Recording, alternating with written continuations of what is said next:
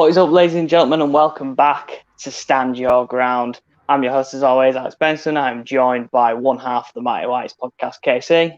How are you, mate? Not too bad. Almost had a month, to get over the heartbreak. No, I don't still bring that don't up feel again. I don't think I am fully over it, and I don't think I ever will be. No.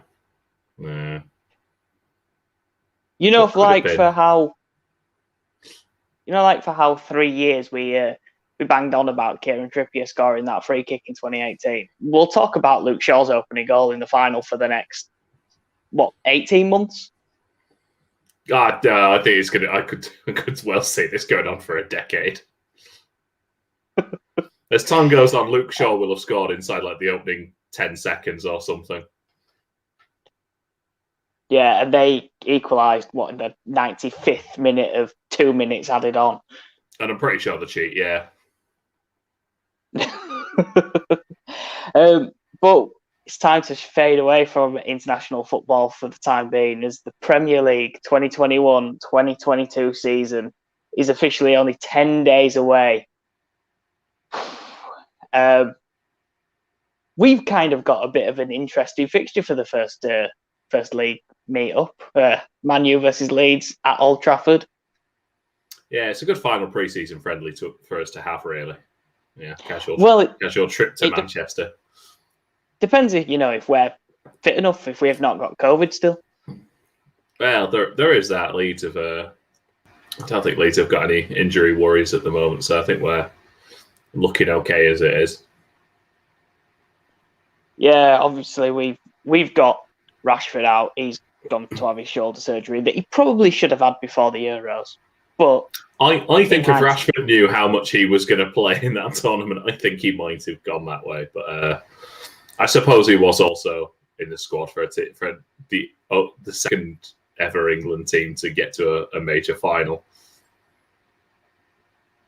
Quite how he remembers that night, I'm not entirely sure at this stage.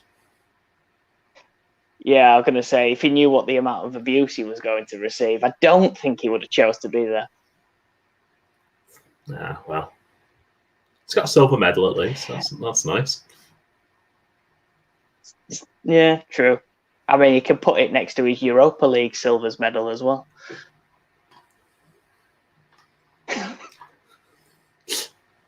I don't think those players are quite as proud of that medal as they would be the Euros one.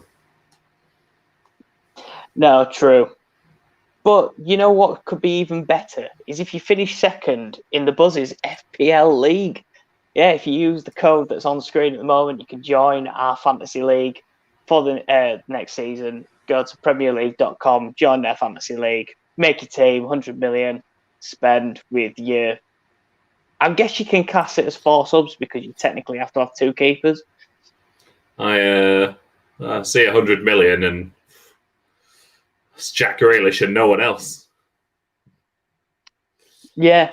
Just got to hope he scores really well. Or just doesn't move. Yeah. God, if he got injured, you'd be struggling then.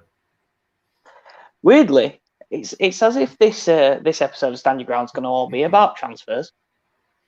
Yeah.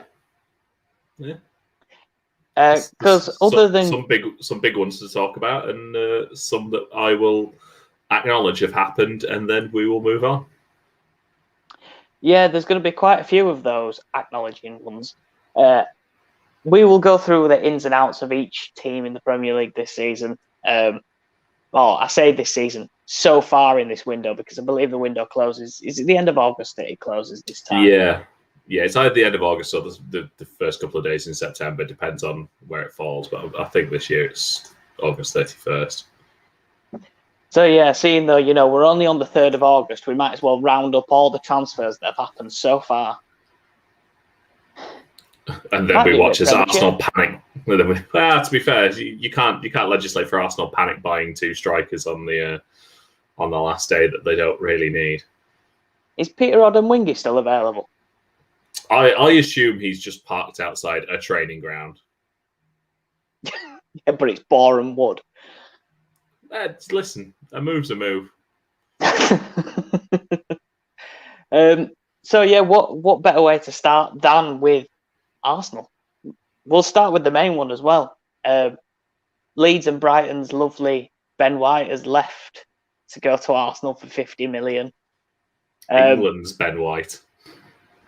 Yeah, England's. Did he make a side?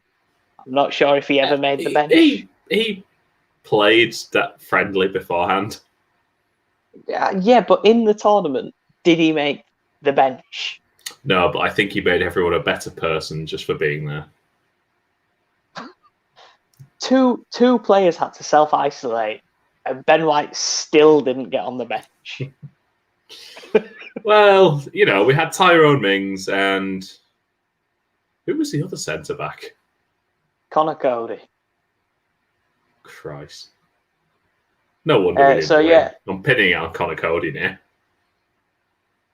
Yeah, never made an appearance for England at the Euros. 50 million, please. I honestly think it's worth every penny for Arsenal, to be honest. I remember my dad telling me and his dad telling him Arsenal need a strong centre-back after Sol Campbell left. And they've decided to really stretch that one out since about 2005. I honestly think Ben White is such a classy central defender. I don't think he alone is the solution to all of Arsenal's problems, but I think it's a fantastic long-term signing. Yeah, I were in two minds about this because I think defensively and for a centre-back who can play the ball out, Ben White is probably up there in the league with one of the best, especially at his age. Aerially, though, I think that's where his weakness is, whether it's defending or attacking from corners. But I was trying to think when the last time Arsenal had a strong centre-back partnership, and the only partnership that I could really think of which wasn't going too far back was maybe Vermaelen and Koscielny. Strong, you say? I mean, if you look back in the last 15 years, yeah, strong in terms of the last 15 years worth of centre backs Arsenal have had. No, it's that thing of I think Arsenal have had at various times since they kind of had to move on from Keown and Campbell and that Alex, and I think Colo Torre was a very good centre back for them. I do think I think Koscielny was a good centre back for them, but I don't think they've ever had it. I know it's a harsh comparison, but I don't think they've had a good centre back partnership that's been together for a few years.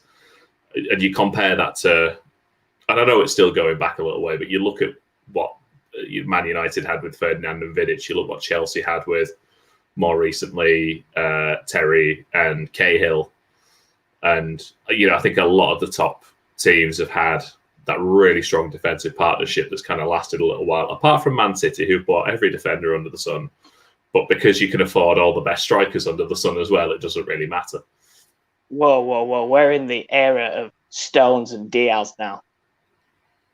Yeah, listen, again, if they could get a settled partnership, they are two fantastic central defenders.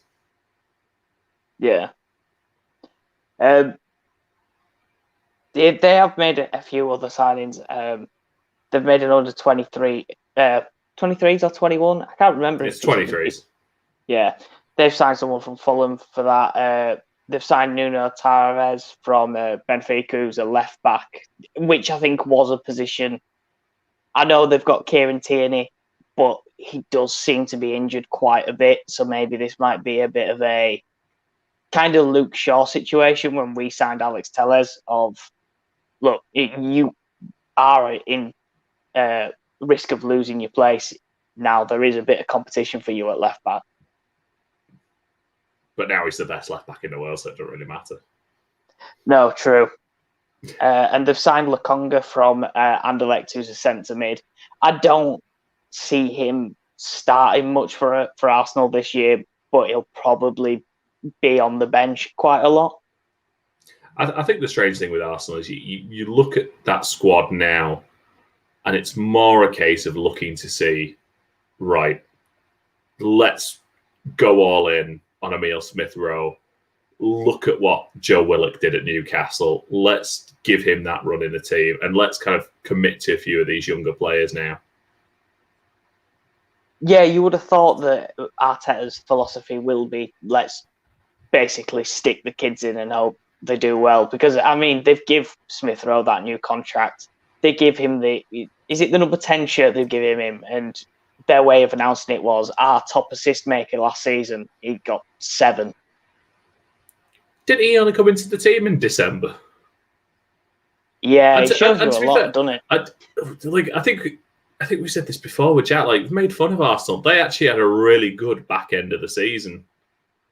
I think their running was actually fairly impressive. Not quite impressive enough to get them into a European competition of any sort, which just tells you how bad they were the rest of the season. But if you're not in a European competition this year, I sort of see that as the idea. Like, look, yes, you probably do need to have a good Premier League season, but does that not take the pressure off now, where you only have a 38-game season and then your domestic cup runs? You're not travelling anywhere.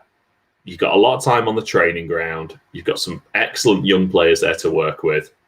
I think this is the season to integrate them. And that's when they get 7th quarter-final in the FA Cup and semi-final in the League Cup. I think after last season, they'd kill you for 7th. Why? Because they really want to play in that European Conference League. Well, I was about to say it's better than not playing in Europe, but I'll watch it this season and then make a judgment after that. I will say it's been quite nice seeing like the Welsh and Irish teams being competitive in the qualifiers for a tournament. Obviously, they've had a few outgoings as well. David Luiz being one of the main ones. He's out of contract now, and I think, if I'm correct in saying, I think he's gone to Olympiacos for next season. I actually haven't seen where he's gone, but yeah, I will say now, David Luiz to Ben White is an upgrade in every single way. Yeah. Guendouzi already was basically out of the door. He was on loan at Berlin last season and has gone on loan again to Marseille. There was rumours that he was basically going to be axed from the team anyway. He's up for sale. They couldn't agree a fee, so Marseille have just taken him on loan for the season, which, fair enough. He's a decent young French midfielder. It just sounds like he's got a bit of an attitude problem, but we've heard that before. Yeah, that's the French for you there. And that there's another Marseille loan, that William Salabia that they signed from Saint Etienne. I think it's like 2 seasons ago now. Who they seem absolutely hell-bent on never playing. They've done this now with quite a few young centre-backs, because they've done it with that the Greek centre-back, that Mavropanos, that they signed from, Leverkusen, I think it was, that they signed him from. And it was expected he was going to be like Socrates' centre-back partnership in the Premier League. He's gone on loan again. He's ended up at Stuttgart, so he's gone back to the German league. They just seem hell-bent on signing young centre-backs and just fucking them off. Because they signed David Luiz. Yeah, true. And then gave him, that bumper contract of 2 years, which is cut short by a year to leave early. Yeah. Interesting times at Arsenal. On to another team that's kind of had a decent transfer window so far. Aston Villa. They've signed Buendia from Norwich, which I think is a cracking signing. Yeah, I think if you're looking at a world where Jack Grealish is leaving, and it seems fairly certain that he will be, getting the likes of Buendia in, who I'm assuming that Villa aren't getting Ross Barkley back this season. I think Chelsea are wanting to actually sell him, and Villa just want him back on loan. Yeah. So between him going, Grealish going, you've got him, and is it Leon Bailey Villa are signing? Yeah, he's down as a transfer, but it's subject to a medical and personal terms. Like I think if you get those two in to replace, I say replace, probably going to struggle to replace Grealish, but if those are your incomings for Barkley and Grealish going out, I think those are two fairly astute moves, to be honest. Hey, don't you forget about the lovely signing of Ashley Young.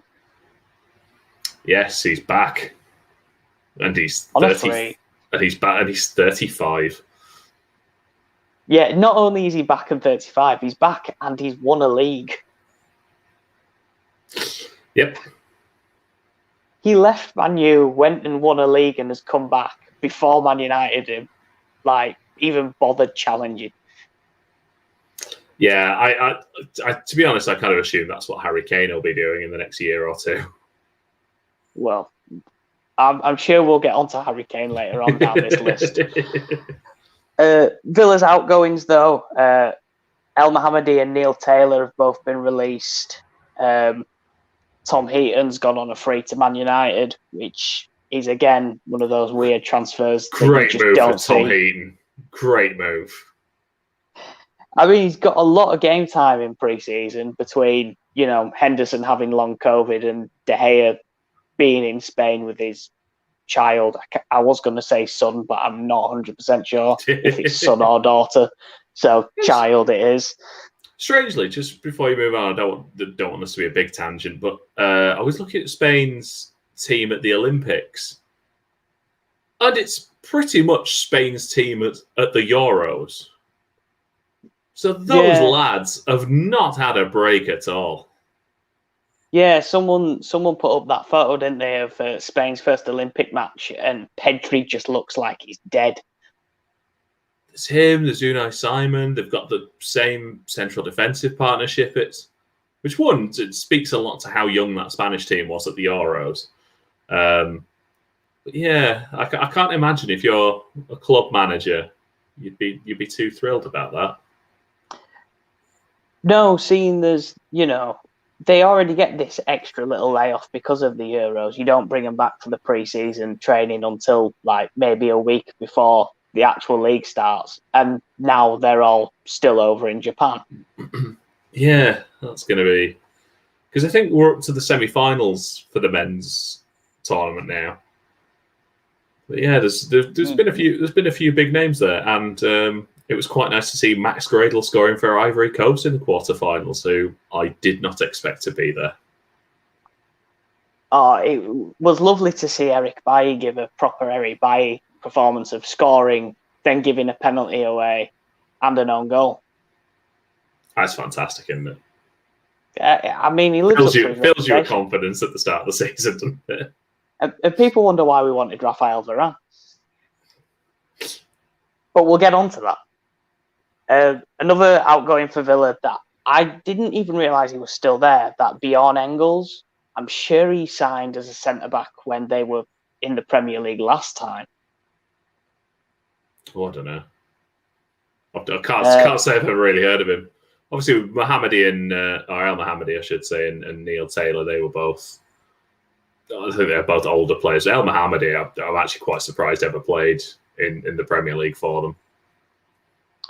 Yeah, I mean, he wasn't going to get much game time this season because Matty Cash is a really decent... It seems strange to say when he broke through at Forest, he was a really great winger, and now he's a really great right back. Yeah, he's probably been their best signing since they got back to the Premier League. I think more than anyone else. I think Ross Barkley on loan is probably in with a shout, but I'm saying that actually no, I've just remembered Emi Martinez. No, it's him. It's definitely Emi Martinez. Yeah. Every other answer is actually wrong. Yeah. Maybe you could make a case maybe for Ollie Watkins. Yeah, I think I end up seeing the stats, and as much as I know Meslier was on a lot of the lists for most saves and things like that, And Emi Martinez's stats for Aston Villa were absolutely outrageous. Like, I think he was worth a good 5-6 points for them last year. Oh, definitely.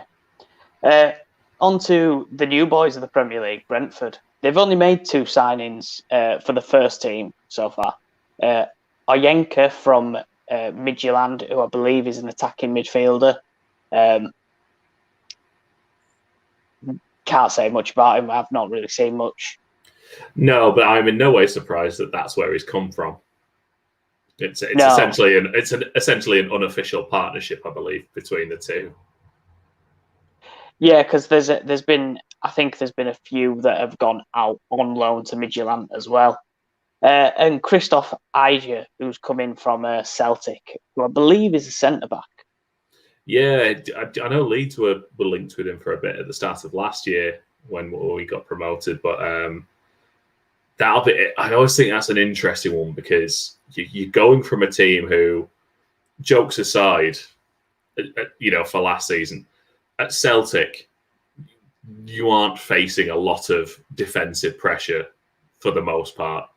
And you're now stepping from that world into a team that is likely going to be in a relegation fight and is going to be under pressure in most games. So it'll be very interesting to see how he copes with that. Yeah, I mean, Brentford's centre-back partnership was always going to struggle. I know they've got Pontus Jansson, and I know he holds a special place in a lot of Leeds fans' hearts. But it's still going to be a step up for him. I know a lot of people said he should have been in the Premier League a couple of years ago. In fact, even before you signed him on a permanent deal, people said that Janssen should have been in the Premier League beforehand. Whether he's waited too long to make that step up now. Yeah, I think it was very surprising when you look at what Brentford paid for him that he didn't end up at a Premier League team for that fee, because for the 4 or 5 million we got for him, it's very easy for a Premier League team at that point to throw 5 million at a defender and go, well, if it doesn't work, it's 5 million. I would have thought someone like it wouldn't have been a bad idea for, at that point, either Crystal Palace, Southampton, someone like that to kind of invest in it. And it very much fits if you look at Southampton centre-backs, he very much fits that mould. Yeah, I would have thought Southampton would have been the team if any were going to throw money. We will talk about Crystal Palace because Crystal Palace obviously. I can't wait to talk about Crystal Palace. They're going to need a lot of ins this year, but there's also a hell of a lot of outs to go through. But I can imagine Southampton splashing the cash. I can't imagine Crystal Palace wanting to pay much money. They are pretty much the team of, let's bring in the old veteran centre-backs, probably on a free transfer from a team, and just hope that their wisdom at the back gets us through this, rather than a young centre-back that they can anchor the midfield for the next 5-6 years. Yeah, and I think probably, you will be looking to see if they make any additions. I'm very interested to see how Brentford end up building around Ivan Toney, because if they can keep hold of him, and I think they will be able to for a year. I think if you give him the chances, I think he'll take them. Now, again, you're going from a team that's been in the top 5, top 4 in a division for 3 or 4 years running, to a team that is now probably going to be under the cosh for most games. So whether he gets that service is to be seen. But if they can provide him with some decent services, he'll be an excellent outlet for them. Yeah, and I can't wait because I've got him in my fantasy team. And if you want to join our fantasy league, use the code that's on the screen now, and you can join in with the Buzz's FPL league for this season. The one name from the release side of Brentford, which has shocked me a little bit, but also I think I'm a bit confused about, because I'm pretty sure I saw him line up for him in pre-season already. So whether he's playing without a contract at the moment and he's waiting to see if he gets the right contract or not, is that Marcondes, who was part of the famous, was it BMW? Was that him or was that Umbermo? Ah, that was Embuemo, wasn't it? Yeah. Yeah, he scored. He's been a good player for them as well, and I think he looked very good in the run-in. The last time I really watched him would have been the run-in when Leeds got promoted from the Championship. He was a good player to have as an option. Yeah, I think he actually scored in the playoff final that brought him up, and he still looks like he's been released. So, nice way to reward your players. It's kind of like Newcastle when, Gutierrez scored that goal to keep him up, and then, they released him the next day. Get going, mate. Get going. That'll show you for surviving cancer. Ups and downs. So, on to Brighton. Obviously, we've already talked about one of their main outgoings in Ben White, who's gone to Arsenal. Ings, they've not really brought anybody in that's going to be a first-team player. Spen, they've brought in from Ajax, who I believe is another centre-back. Because that's what they needed more of. Yeah. Jack has Marcondes has gone to Bournemouth, I believe. I'll take your word for it, but I'm pretty sure I saw him line up in pre-season for Brentford at some point. But yeah, other than that, they've not really brought anybody. They've brought quite a few players, I think, for the future of Brighton. But there's been some, I would say, a few outgoings that kind of shocked me. Izquierdo, that Colombian winger's been released. I'm not surprised by that. He never really made a massive impact in the Premier League. Davy Propper's gone to PSV. I've done a lot on that, if I'm being honest.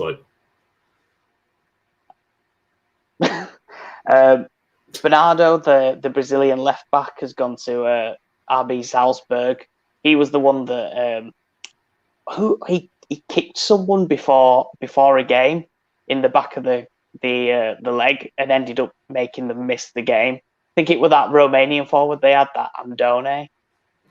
They were just walking across the pitch, kicked him in the back of the leg, ended up having to miss the game. Matty Ryan's come back from loan from Arsenal and has been sent to Real Sociedad.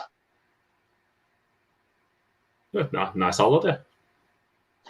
Yeah, but that is a permanent move now for him because I think they believe that Sanchez that they've got in net, the Spanish international, is going to be their first choice keeper going forward.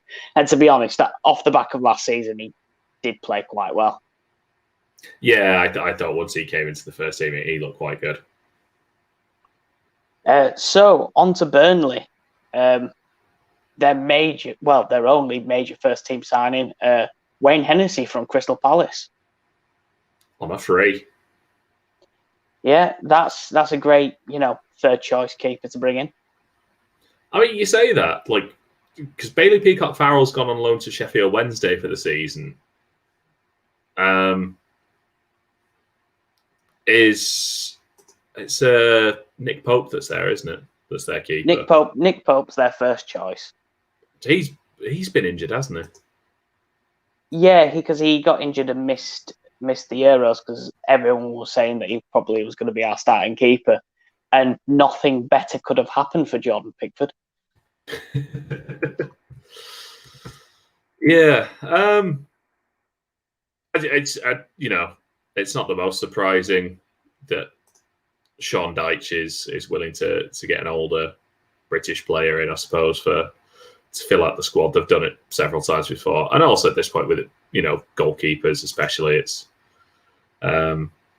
it's not the biggest thing. He's the number 13. I'm just trying. What are the goalkeepers? They got Will Norris is their other keeper. Yeah. It's a very small squad now that I'm looking at it. Yeah, and it's got a lot smaller. They've released 7 players. Oh, in fact, actually, 4, 6. It's actually 8 players that they've released from the squad. Robbie Brady being one of them, who was also their record transfer fee as well. Went really well for him. I always liked him. I always liked Robbie Brady. Yeah, you know, that goal that he scored against Italy, what, Euro 2016? Yeah, ooh, possibly. I can't commit to these things. Either way, he scored a goal against Italy, and that'll be what he's remembered for. Well, at least in Ireland, anyway. Yeah. Yeah, I did one of those again in later years, struggled with injuries, but technically a good player. And Ben Gibson, who they got from Borough when Borough was in the Premier League, and he looked like he was going to be a decent centre half, and never really got the game time at Burnley to show it. He's gone to Norwich, which is probably a good move for him to play in a newly promoted side where he's probably going to get quite a bit of game time. Yeah, I'm just having a look at their squad at the moment. Oh, this is from last season, I believe. It's got Nathan Collins on it, who they've signed. Oh, no, that was this summer. That's a decent signing for them from Stoke, then. Yeah. They've got a few that are there or thereabouts. They're probably young players that may get a few games. One name that I haven't seen on this, and I'm pretty sure I saw has left, is that Gunnarsson, the Icelandic, I think he is. Right mid that plays for him, who, as a right mid, doesn't have all the pace. He's got a decent ball, but to be honest, he has just got a massive long throw. And that's short Dyche through and through. Yeah, when you got Chris Wood on the end of them, and Tarkovsky and me as well. Reasonable. So on to Chelsea, who have not had a lot of ins, but have had a lot of outs. They've signed one player on a free. Bettinelli's come in from Fulham. Again, an English goalkeeper who is, I imagine, going to be their third choice. Yeah, he's come in to take Jamal Blackman's place, who's been released, and Willie Caballero's both. He's been released as well. Yeah, so because they've still got Kepa, haven't they? Yeah. Christ. Kepa, Mendy, and Bettinelli. Tomori's gone on a permanent to AC Milan, and I believe that's a £25 million fee, which doesn't seem like a lot for the calibre of centre-back Tomori is. No, in fact, it's been going back a couple of weeks now, me and Jack were talking about how the number of Chelsea under 23s, and I say under 23s, that actually outgrew the 23s and had just constantly been going out on loan for a while, and there's a couple of them on that list, and obviously they've lost.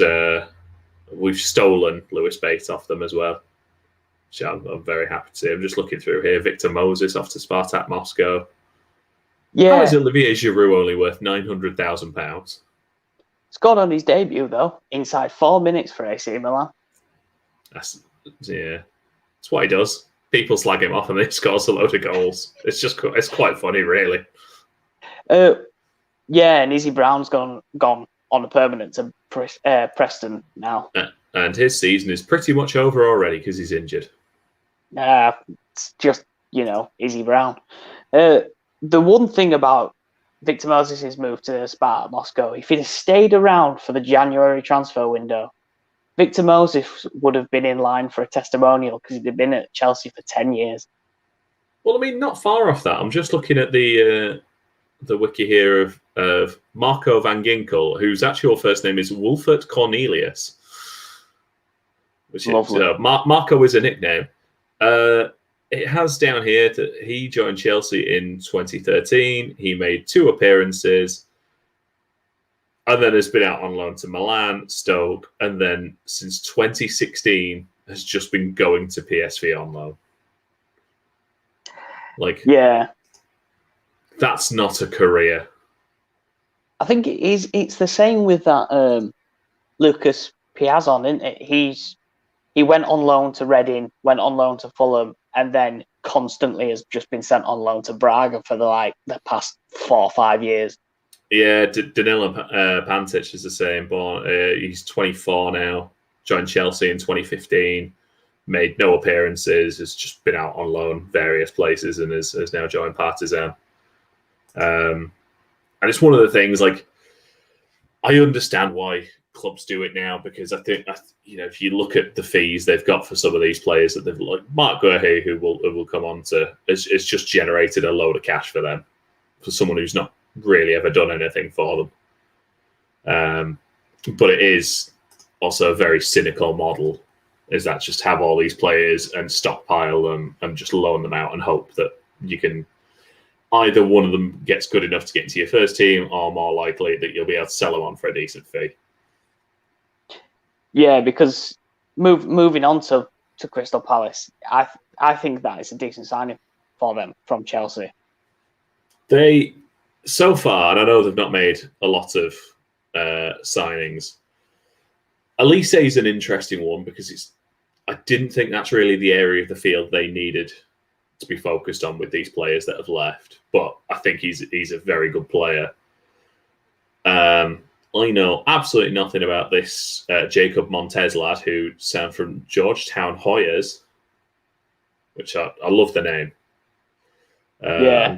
I'm guessing that's the university. Oh, fair enough. Yeah, it is. But then you've got Guehi and is it Joachim Andersen, who I thought Andersen had a good finish to the season with. It was Fulham he was with, wasn't he, at the end of last season? Yeah. I thought he had a good end to the season, and I think Guehi's looked fantastic at Swansea. So I think it's very good for them. They've got two defenders in, and they're kind of moving on a bit from the older players that they were relying on. Because I think I don't know if you've got it there. I've got the released list here of. I've got the Wikipedia, and I'm only focusing on the players who actually have Wikipedia pages. Yeah. Before we do get onto the released ones, another name that we do need to mention on the ins, Conor Gallagher coming in on loan. He's the right signing only because of we don't know how long Eze is going to be out for, seeing as I think it was his Achilles that he did right at the back end of last season. So he's probably going to miss maybe a good 3-4 months at the start of this season. Yeah. Leeds were in for him as well. Bielsa, I think, was clearly a fan, but and I think this is probably the decision he would have ended up making, is looking at us and thinking, how much is he actually going to play? Whereas I think at Crystal Palace, he will get that game time. Whereas with us, it's still a bit of a toss-up at the moment as to who your midfield partnership is. But I don't see him playing ahead of Click, Dallas, or Rodrigo. So, but I don't blame him for that decision. No. And then obviously the outs of Sacco's gone to Montpellier on a free.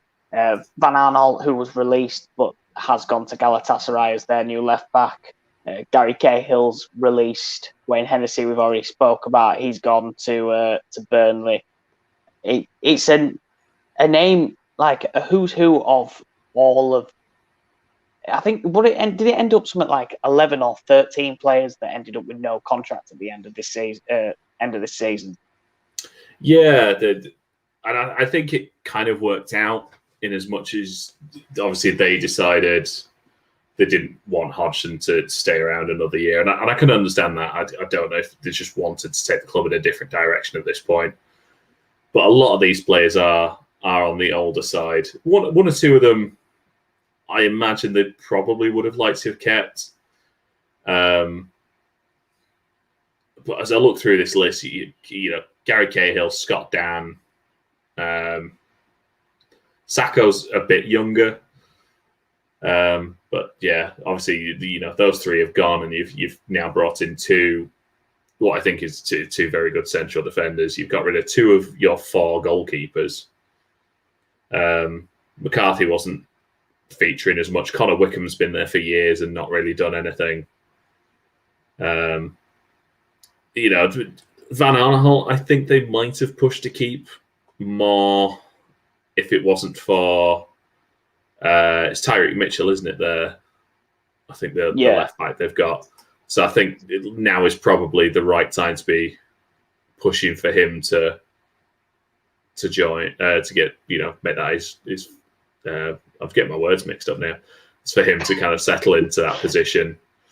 The building this fairly young team when you look at the likes of Elise, Gallagher's in, you've got Eze already, and then you've got two, you've got a youngish defensive partnership, especially compared to, 42-year-old Gary Cahill, who was playing there last season or whatever he was.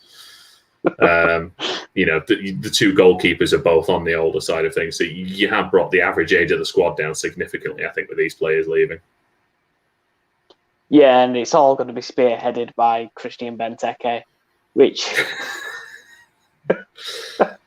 Well, I thought you were going to say Patrick Vieira at first then. But... Oh, no.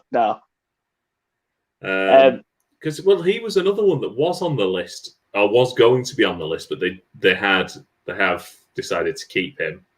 But he did... What, Patrick Vieira? I looked at Patrick Vieira in the TV studios, and that man looks like he could still do a job. To be honest, he might need to. Yeah, it's like we said, it's still not the most defensively minded squad kind of from your midfield going forward, is it? Yeah, no, unless Jeffrey Schlupp decides he wants to play CDM for you. He plays everywhere else. Why not? So moving on to Everton, who have signed Andros Townsend from Crystal Palace, Asmir Begovic and Damari Gray. Leicester really got a good deal, didn't they, for Damari Gray? I'm going to say this now, and there is no way you can follow up this statement, but Andros Townsend's transfer was really buried behind some other news from Everton.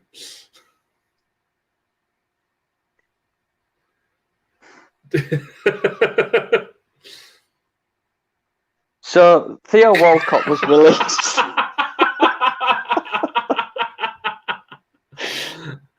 Smooth. Anyway, moving on quickly. Damari Gray.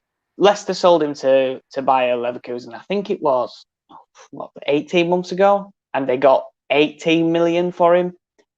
Everton have just signed him back for 1.8 million.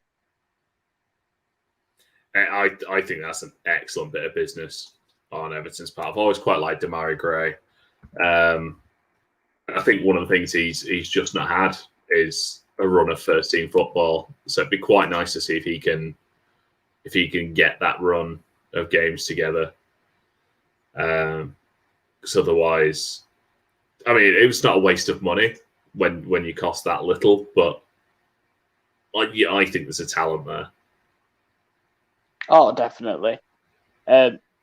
Obviously, Begovic coming in is going to be a decent second choice keeper, seeing as Robert Olsen's gone back to Roma after being on loan last season. Didn't get much game time, but I still think the games that he did play for Everton, he looked quite good. So, and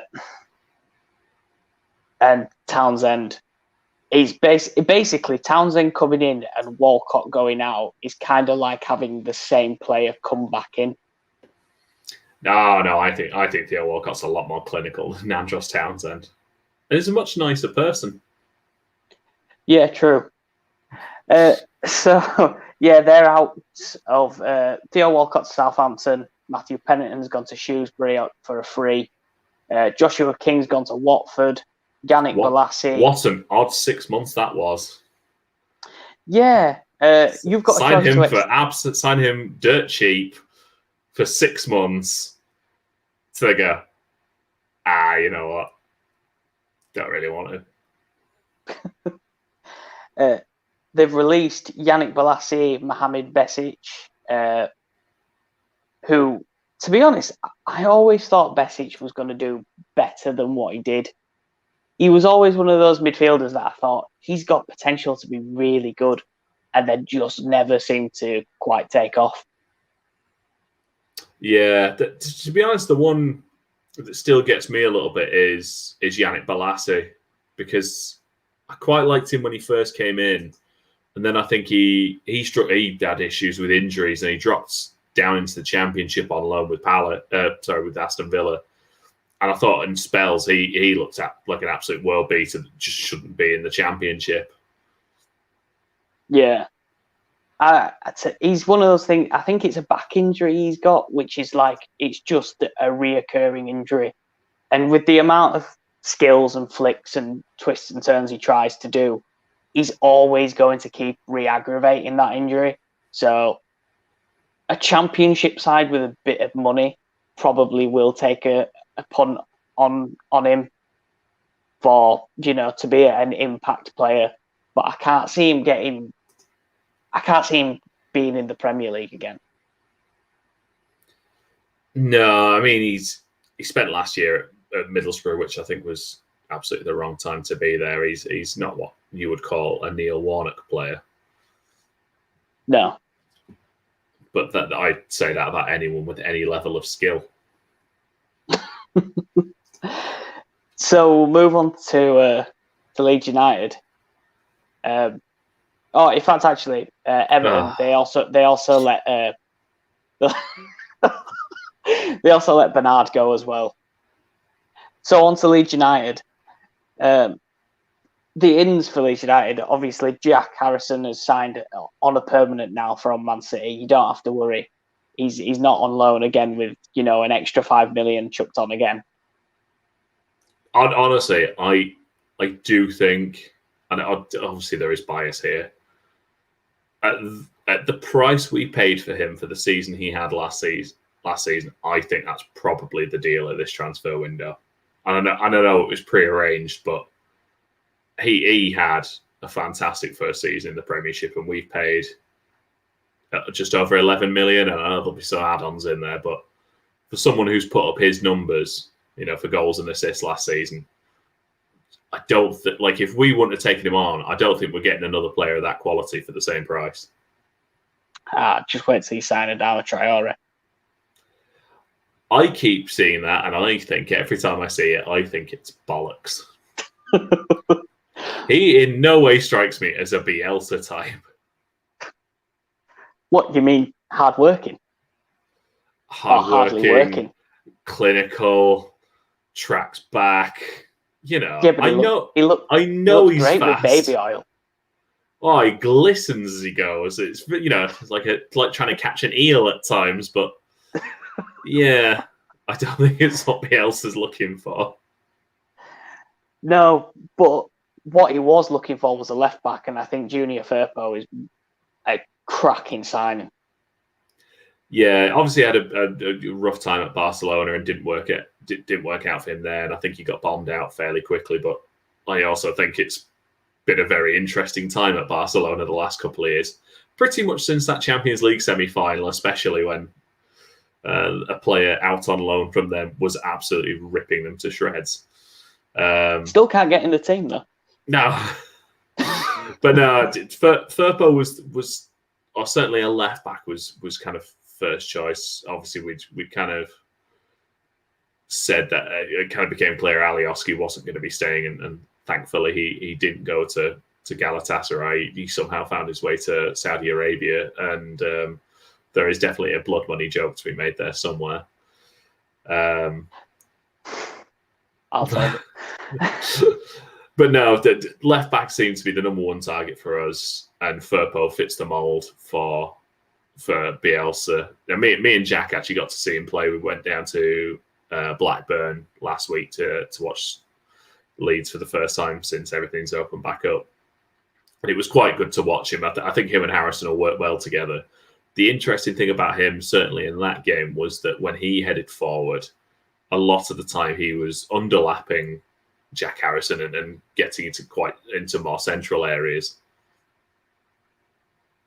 Yeah, that was his thing. Always playing for Betis he was a left wing back, not a standard left back. He was always looking for the overlapping run. He was always looking to be in and around their opposing team's 18-yard box, but also have the stamina to get back. And I think that's why Barca chose him, because he was the perfect cover for Jordi Alba.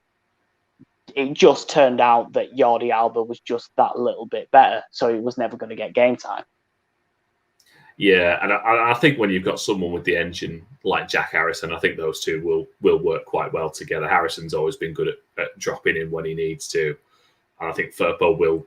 I don't think it'll be a change in style really for Jack Harrison. I think he's used to Alioski bombing forward a lot of the time anyway, so it's not going to change much on that side.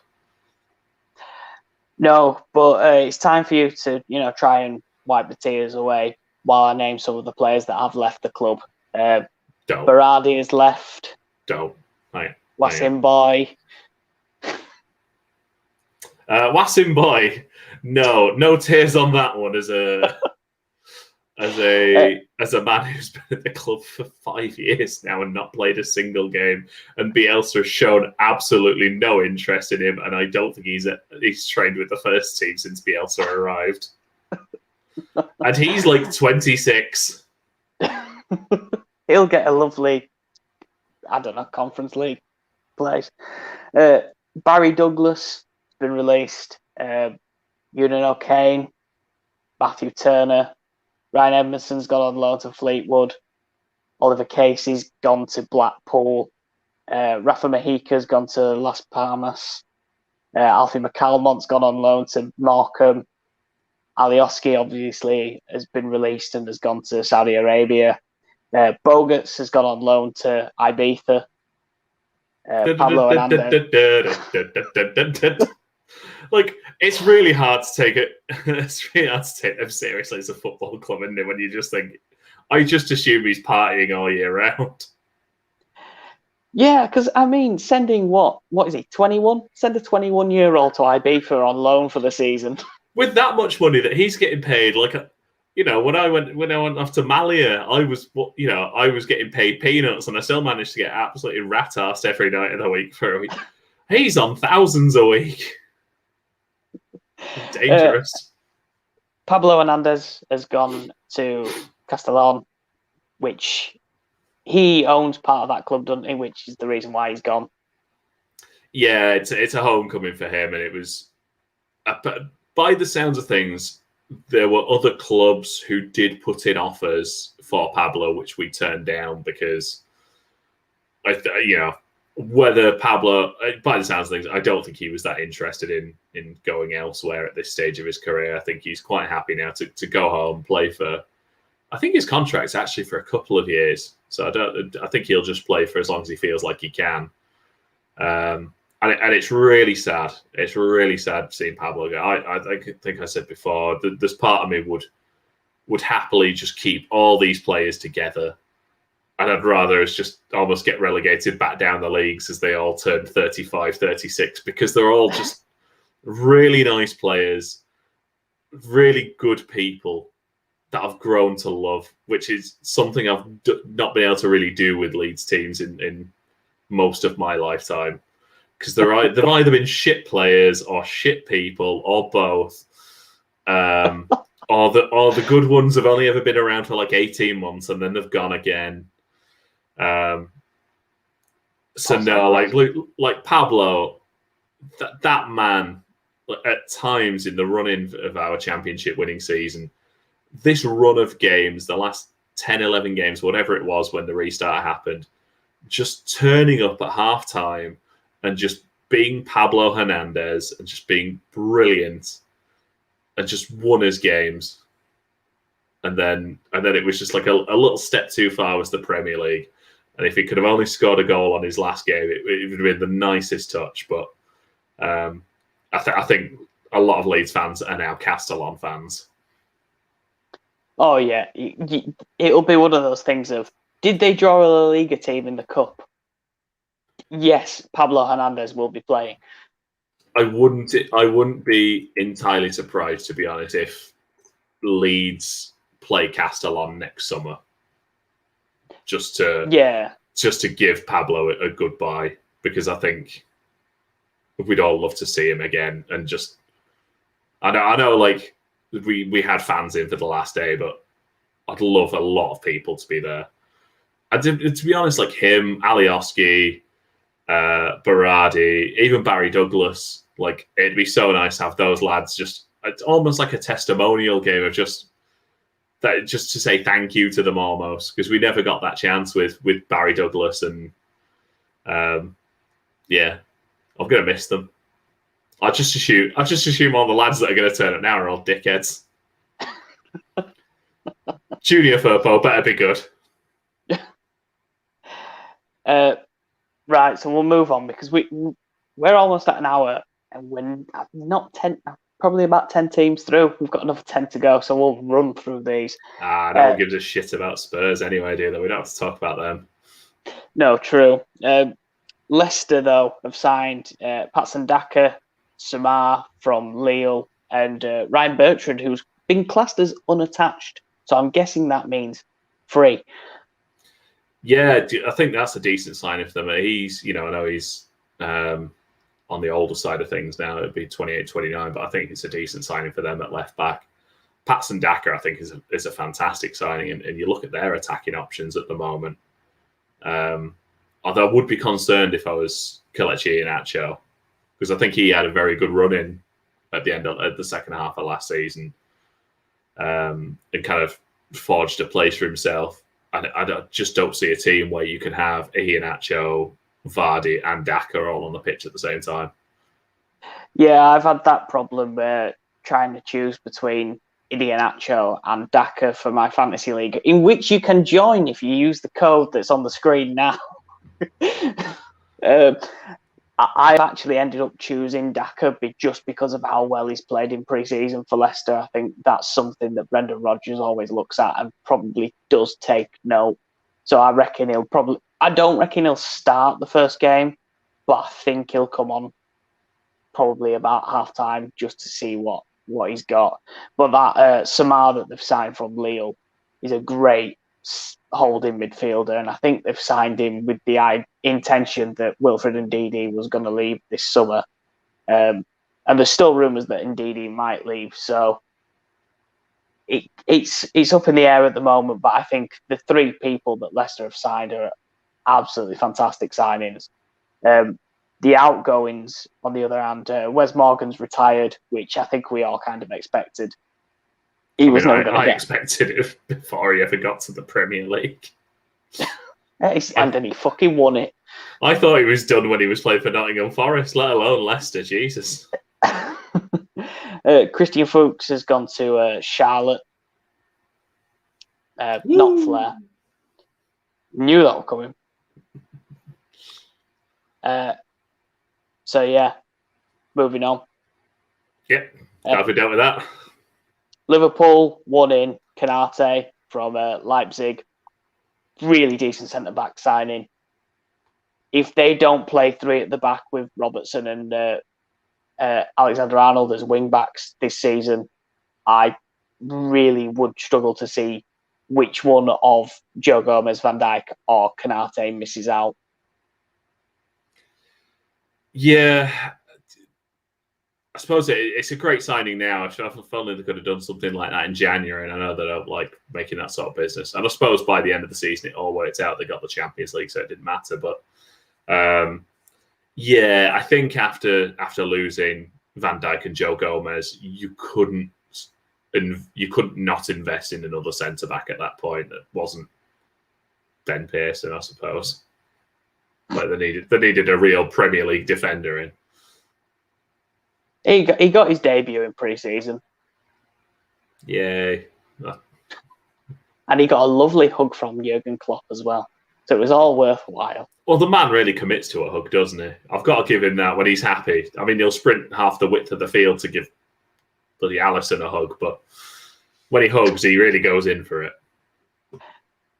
The outs for Liverpool, obviously, the big one of Wijnaldum leaving for PSG on a free. Everyone was expecting Barca, then everyone was expecting Inter, then he went to PSG. Fair enough. I mean, do what you have to do, make your money. Yeah. I say he'll have been offered a ludicrous sum of money, and why would you not take it? No, 100%. And he's going to start most games next to probably Verratti in their midfield, which sounds like a really good centre mid pairing. but not a long-term centre mid pairing. No, but I suppose at this point, especially when now PSG aren't, in terms of money, the only team they're really competing with financially is Man City. Like now you've got Real Madrid and Barcelona out of it. You can play very short term for a while. Like, you know, if you can get these signings in, especially if you're getting them on a free like that, I suppose you don't really have to build long term if you can throw that sort of money around. No, and to be honest, I mean, PSG's transfer window looks incredible. When on paper, when you see Wijnaldum on a free, Donnarumma on a free, Hakimi for about 60 million. They got Ramos on a free. Like, their team looks absolutely stacked for next season. But 2 of the 4 players that they have signed are not long term. No. And Harry Wilson has obviously left as well. He's gone to Fulham on a permanent deal. That's a good move for him. He was never going to get in the Liverpool team by looks of things, and he spent the last couple of years going out on loan. So I think it's probably for the best for him, because I think he's still only 21, 22. So at least now he's going to get a permanent move and hopefully settle somewhere for a few years. I think he'll be good for them in the Championship. Yeah, and he'll probably score 2-3 free kicks next season. So yeah. Man City have only made 1 signing so far. Scott Carson on a free from Derby. I mean, that's not what I'm looking at, but I'm also looking at what I assume is a lot of children that I've never heard of before. Yeah, Mage is in first team. They've signed Scott Carson, and that is it. But they are also offering 100 million for Jack Grealish and 100+ million for Harry Kane. So save your money. Yeah. You know what? Good on Scott Carson. Well done for keeping himself at Manchester City. Well done for winning the Premier League by doing fuck all. Sergio Aguero's left on a free. Eric Garcia's left on a free. Jack Harrison obviously is left to go to Leeds. Nemecha a bigger club, I believe you wanted to say there. Well, I mean, a team that took 4 points from them last season. Can't argue that, can you? No, I mean, on paper, clearly Leeds are just the better team. Yeah. And Lucas Nemecha has gone to Wolfsburg as well. It's a decent move for him. He's a young talent who probably will thrive over there. And his brother has gone with him as well. Yeah. I'm assuming that's his brother. I've never looked into it, but it'd be very weird if they weren't. Cousins. If it just turned out they were mates, that just 2 lads that had the same last name, that have played for the same club and then been transferred to the same club. That's weird, though, isn't it? You can leave to Wolfsburg. You know what? Take your brother with you. It's what Ray Wallace had to do when Rob Wallace came to Leeds. We got Ray Wallace as well, and we were like, well, don't really want him, but he'll help Rod settle. So I suppose that's a good thing. Now onto the more important side of Manchester. Jadon Sancho signed, which we've been waiting for about fucking 18 months to actually happen. Tom Heaton, another fantastic signing. Can't wait to see Tom Heaton play in the reserves. And Rafael Varane, yeah, we signed a centre back. Can I just say, the list I'm looking at here,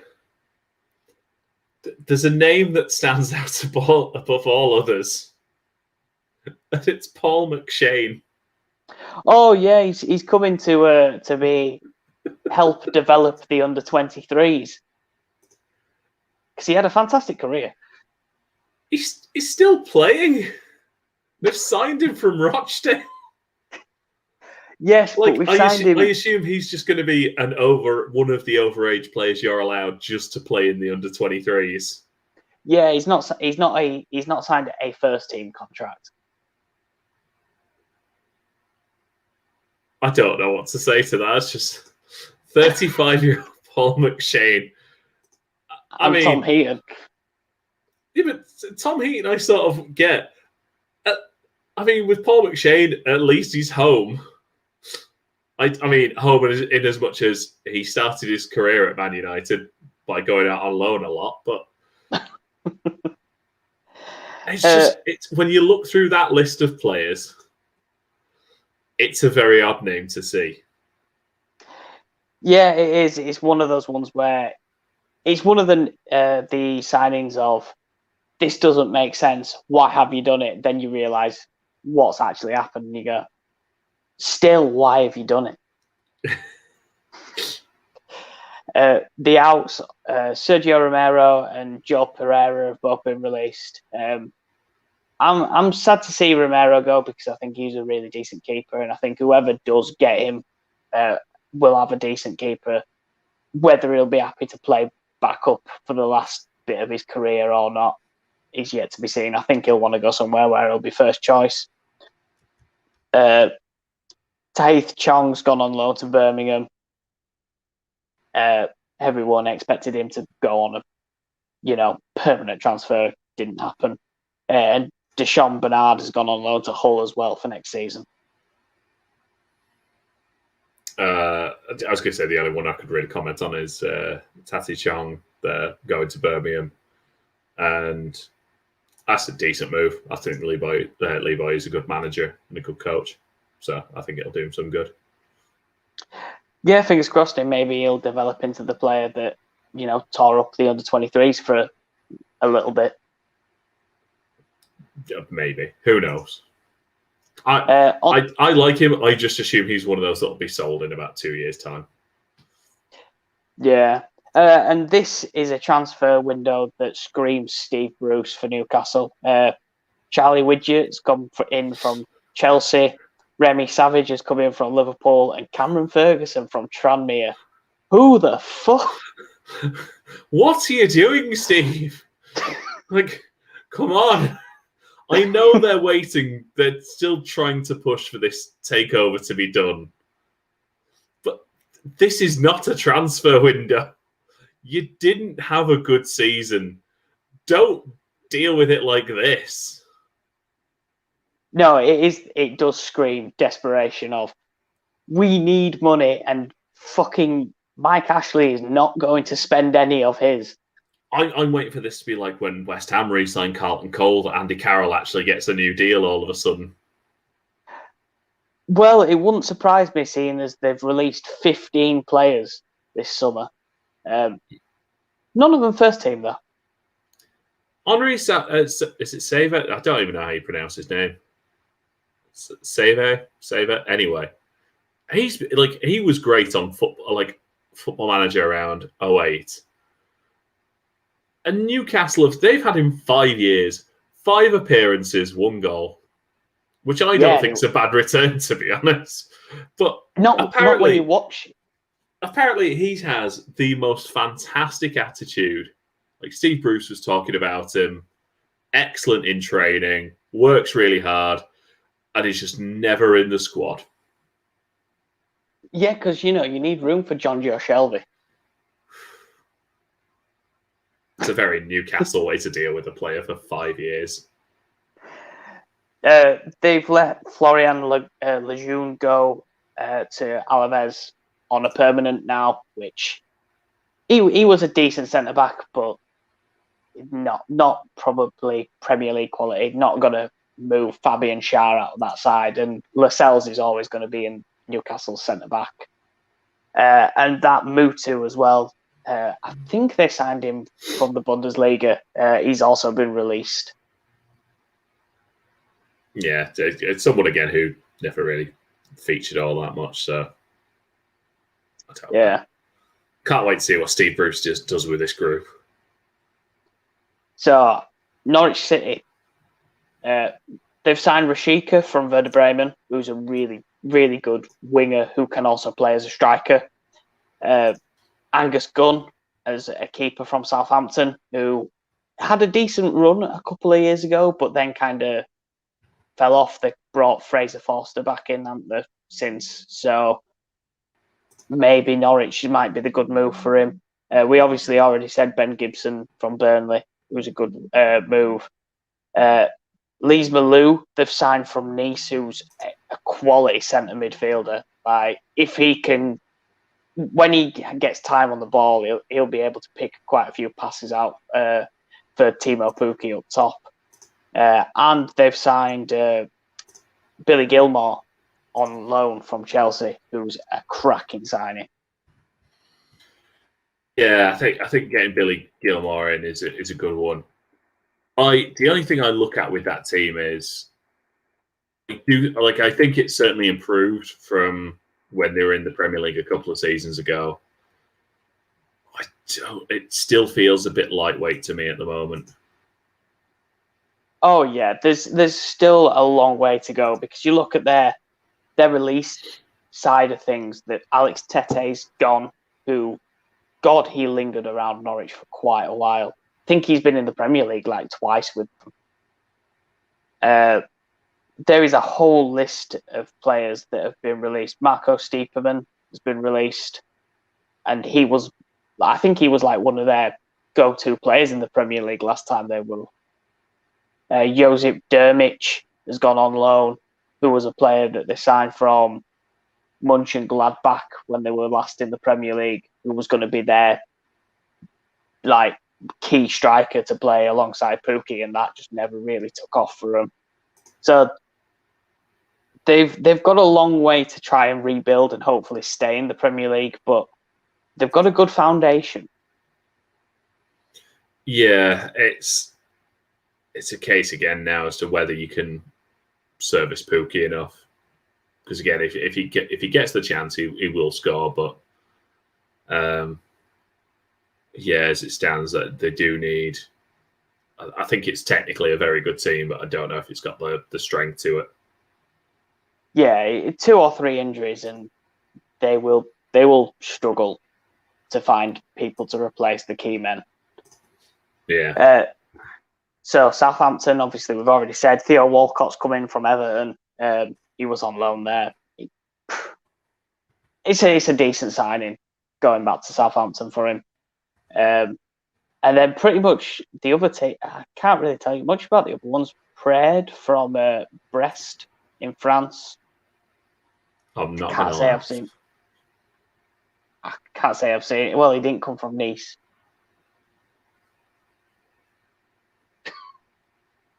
And then 2 youngsters that they've signed in from Chelsea as well.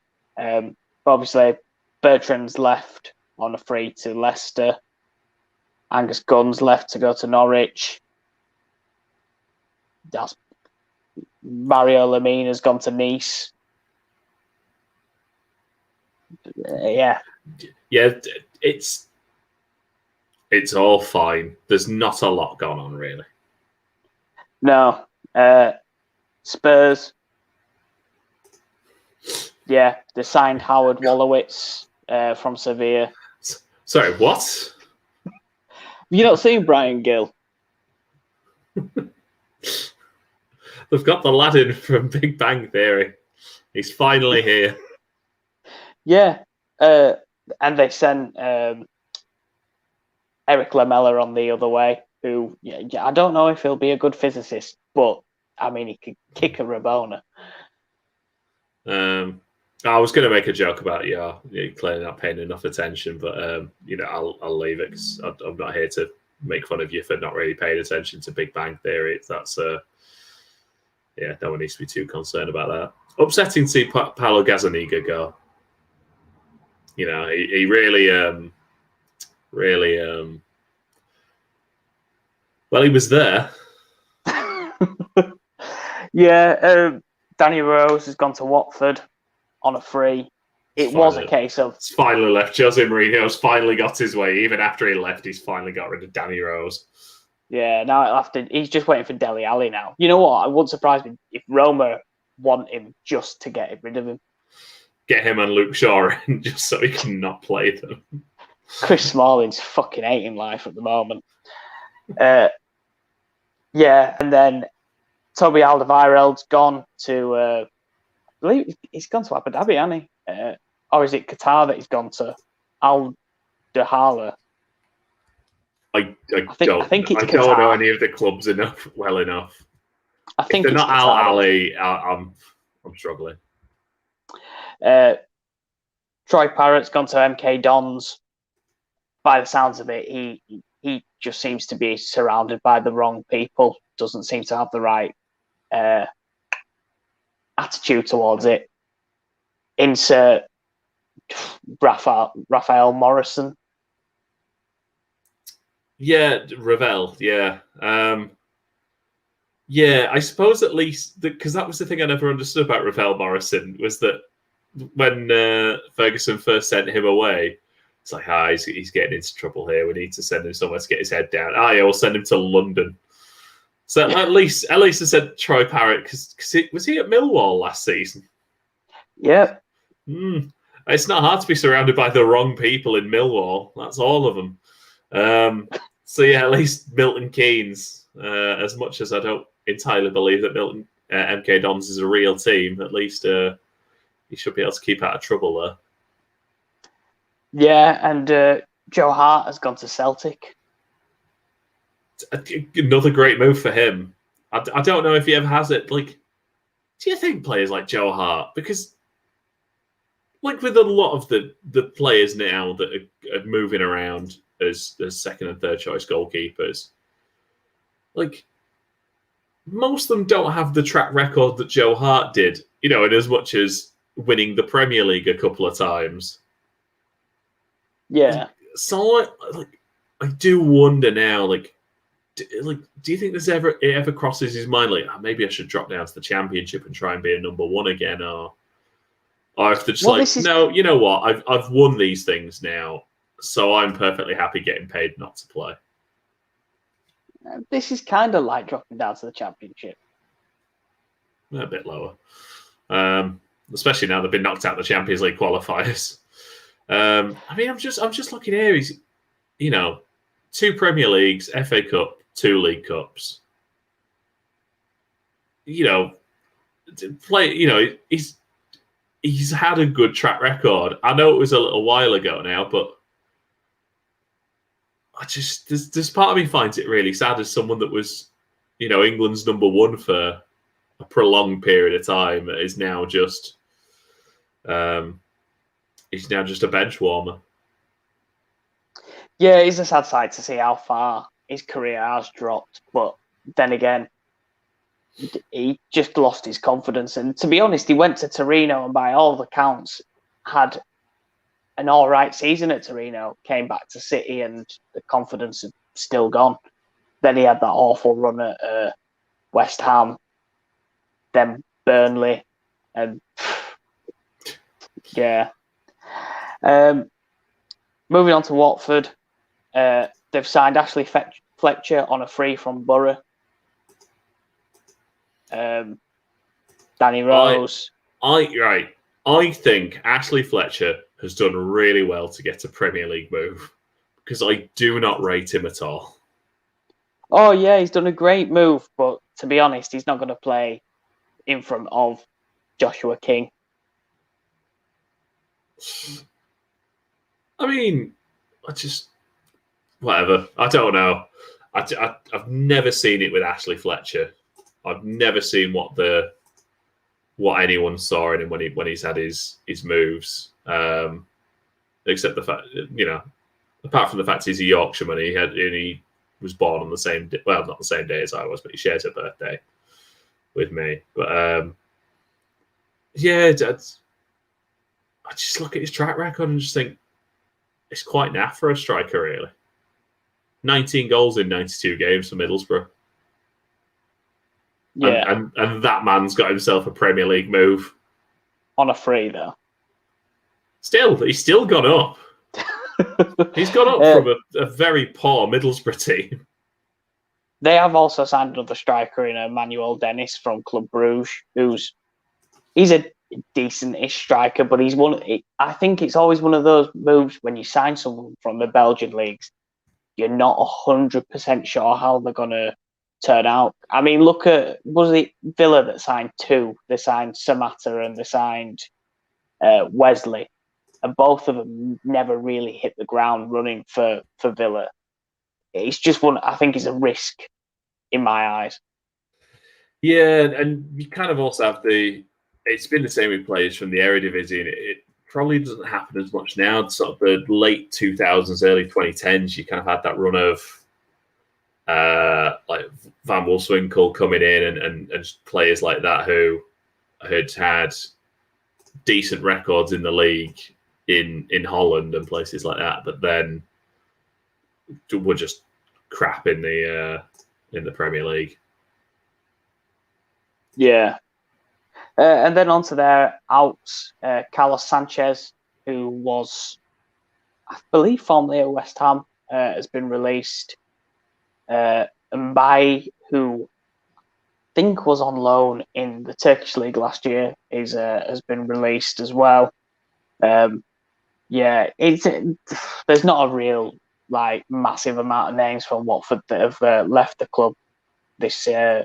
Well, the one I'm going to focus on here is Sam Dolby, but that's purely because he was in Leeds' under-23s for a couple of years, who has flitted around a little bit in the last couple of years. But I could talk about him for 20 minutes, but I won't.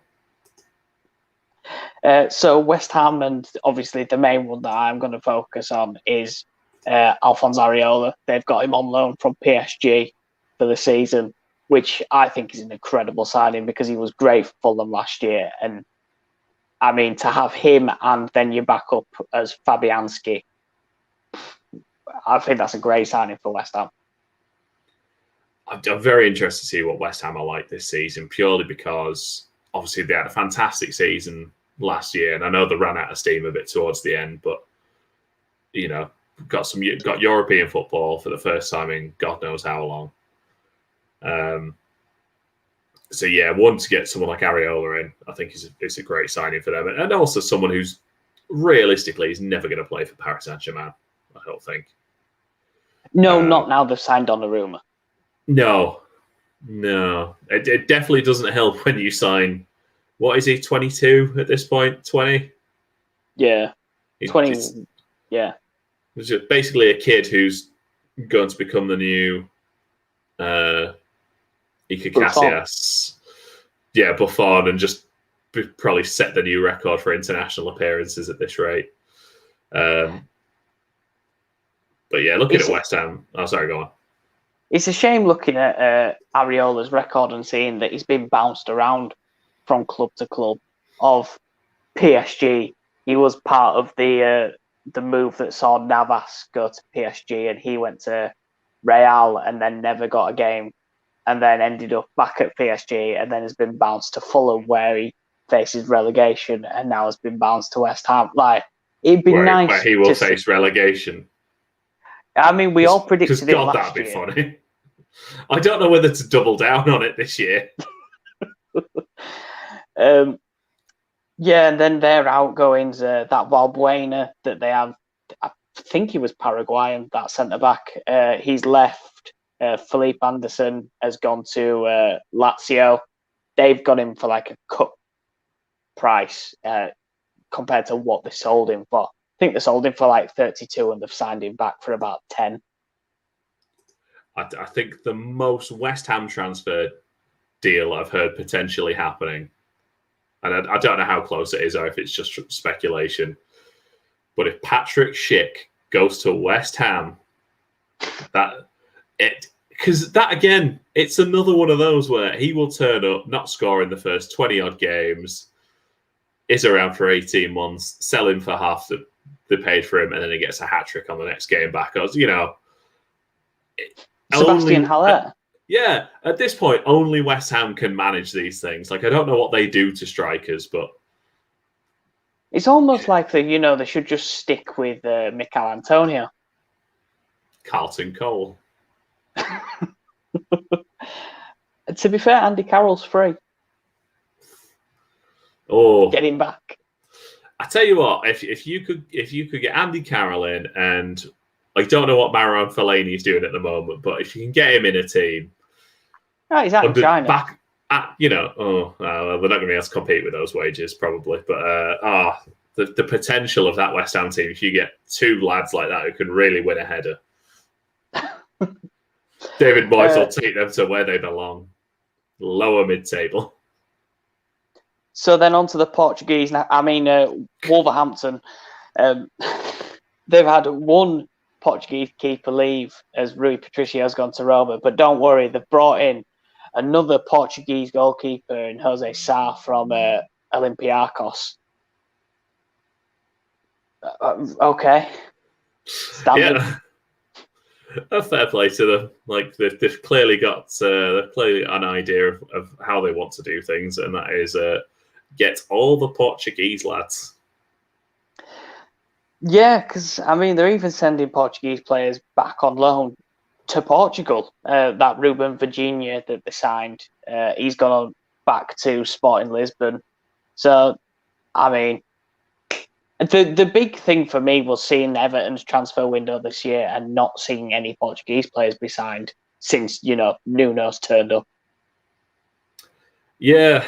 And obviously they've got a new Portuguese manager as well, haven't they? Just to keep things ticking over. If it's not broke, don't fix it. Like when you've got a mate who, for whatever reason, he just loves blondes. Like he just loves a blonde. Wolves bloody love a Portuguese. Yeah, it's one of those things of they clearly know where they're going to do their shopping for players, and it's worked. It's got them into the Premier League. It worked for the first season, and it started to dip off last year. We'll see how strong Wolves are come the first few games of the season. But we will do a predictions video next week. We'll do it midweek before the Premier League games do start. Because I think it's Friday the league kicks off. I think it's 13th, isn't it? Well, it has to be the 13th because it's 10 days from today. Duh. Yeah, bloody Friday football. I don't know why. When it's an international tournament and there's football on every day, I've not got a problem with it. As soon as it goes back to Premier League football, why the fuck are they playing it on a Friday? Madness. The worst one's when they're playing a fucking Monday. I'm surprised now they haven't gone to like Premier League fucking Thursdays at this point. No, because then when would you play the Conference League? I mean, no one really insisted that they had to play the Conference League. But yeah, that'll do us for this episode of Stand Your Ground. We will be back midweek next week for another episode, and we'll do our Premier League predictions where we'll run down the table 20 to number 1. We will do our top goal scorer, Premier League Player of the Year, and Young Player of the Year as well. I'm hoping Jack will be free as well, so there'll be the three of us competing, and I don't know, winner gets a pint bought by the other two. Winner has a pint poured over their head by the other two. To celebrate. Yeah. I don't know. I don't know. If you want to check out more Stand Your Ground, or if you want to check out anything else related to any sort of sports, there's tons of video and content over at WTBdotcom. That is on Instagram, Facebook, Twitter, and YouTube. And if you want to hear more about KC or our fan of Leeds United, then make sure you head over to Twitter and follow at Mighty Whites Pod. Go to Facebook, YouTube, and their Twitter is where they live stream their podcast. Or you can get it audio version anywhere other than Acast, because fuck Acast. It's a great slogan. But yeah, KC, thank you for being on again. No worries, mate. I'm glad I could finally make it after my struggles to get here on time. Yeah, and I'm sure you'll go away and you'll start your Premier League predictions right away and not leave it 5 minutes before we do the next video. There's every chance I'm going to make it do them live as we do it, and there's every chance I'm going to put like Wolves in there 3 different times. So, KC, who've you got 14th? Watford? You've got them 20th. Just hedge you my bets. By the time we get through, Yeah, but you've not got Liverpool in here at all. So yeah, I just assume they're going to drop out of the league. It's fine. Yeah, they're going to go join that European Super League still. Well, 3 of them are still trying. Yeah, 3 of them. Strangely enough, it's 2 of the really broke teams that are really pushing for this still. Yeah, well, we'll see you for the next episode. Make sure you check us out on at WTBdotcom. And, well, it will be midweek next week. Not sure when, just not Wednesday. Don't know where. Don't know when. Don't know how. But we will. Well, I do know how, via StreamYard. But that'll do us, guys. In a bit, we'll see you next time.